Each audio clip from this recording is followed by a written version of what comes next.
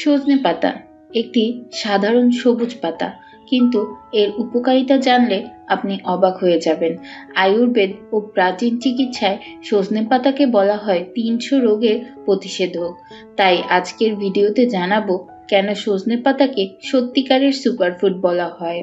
সজনে পাতায় রয়েছে প্রচুর vitamin A, C, E, calcium, iron ও শক্তিশালী অ্যান্টিঅক্সিডেন্ট। এই পুষ্টিগুণগুলো একসাথে শরীরের রোগ প্রতিরোধ ক্ষমতা বাড়ায় এবং বিভিন্ন সংক্রমণের বিরুদ্ধে লড়াই করতে সাহায্য করে।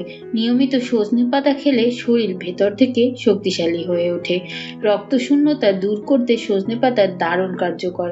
এতে থাকা আয়রন ও ভিটামিন শরীরে হিমোগ্লোবিন বাড়াতে সাহায্য করে, ফলে দুর্বলতা কমে, মাথা ঘোরা দূর হয় এবং শরীর প্রাকৃতিক শক্তি ফিরে আসে। সজনে পাতা ডায়াবেটিস নিয়ন্ত্রণেও সহায়ক।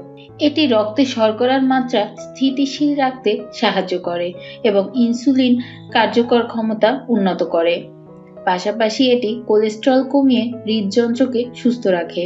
হজমের সমস্যায় সজনে পাতা খুবই উপকারী।